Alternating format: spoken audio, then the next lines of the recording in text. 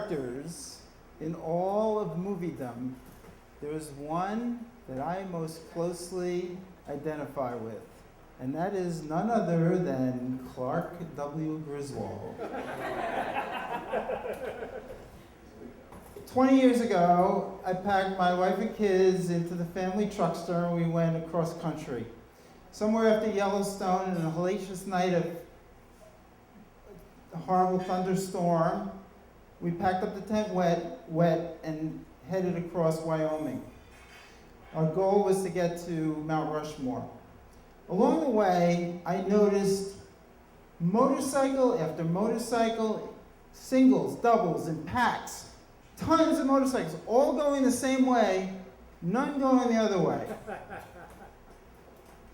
The following morning, we saw a sign for a all-you-can-eat pancake breakfast right near Mount Rushmore. And I said, hey kids, doesn't that sound great? Yeah, okay, so we head into this thing, we open the door, and there's a room at a church with something like 100 bikers having pancake breakfasts. I have never seen a sea of leather, bandanas, beards, dripping with maple syrup as that scene when I noticed it. The Griswolds decided, this is a great adventure, let's go in and sit down. So I find out then that I must be the only person on the planet that did not know about the Sturgis Motorcycle Rally, which is one of the biggest rallies on the planet, and every biker in the world pretty much heads there in August every year. So we did the whole tour of the Mount Rushmore area for the day, and I had a reservation at night at a hotel, but when I got there, the lady at the desk says, who are you? What was that name you gave me? I might as well have been that guy because they had no reservation. So now it's 8:30 at night, we have no reservation. She says to me, it's the bike rally, and you'll be lucky if you find anything within 100 miles of here tonight. So I said, wait a minute, is this the Wagon Wheel Inn? She goes, yeah. I go, could there be maybe I have the wrong place. Is it a Wagon Wheel Express, or a Wagon Wheel Motor Inn, or Motor Lodge, or something? I'm in the wrong place. She goes, nope. So I was screwed. We get in the car and we drive into the night. Not any idea where we're going to stay. And we end up in a town 100 miles east of there called Murdo, South Dakota. Murdo, M-U-R-D-O.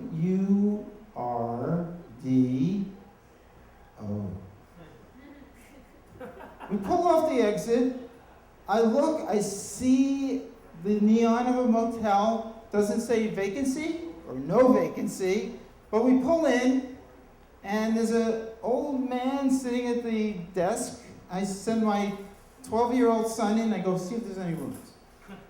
I see his head bobbing up and down, and then he wheels and he comes running back out, scampers up into the passenger seat, and he says, I got good news and I got bad news.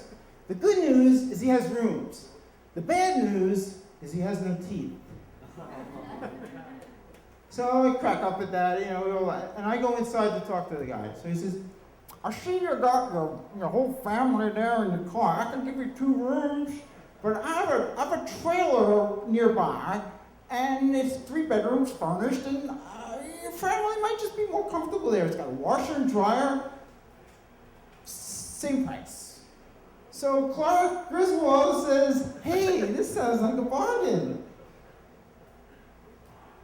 Next thing we know, we're following this owner of this motel / trailer park through the back streets, dimly lit, through this 2-bit town, and my wife is saying to me, where are we going? And I said, he's got a trailer. I said, let's just at least check it out. So he opens the flimsy door to this trailer. We look inside, flips on the lights, and it's beautiful. It's immaculate. All the rooms are in order.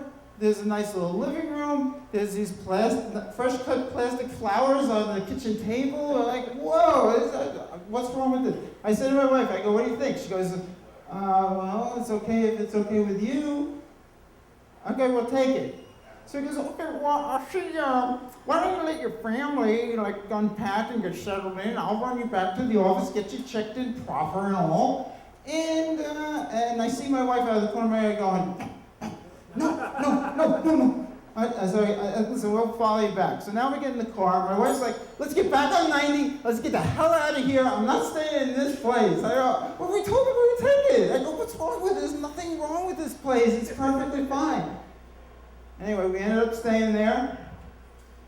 The kids who had been bickering for the last 5,000 miles with the Rusty keeps licking his hand and touching me kind of thing, said that night they decided they're sleeping in the same room, and they had their little Yellowstone souvenir knives unsheathed out of the little leather cases in case there would be some kind of murdo happening there.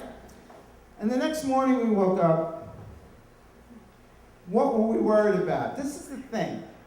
We let these CSI shows and everything else get to our heads and think the world is creepy. And in reality, this guy was really helping us out, and the world is really a good place.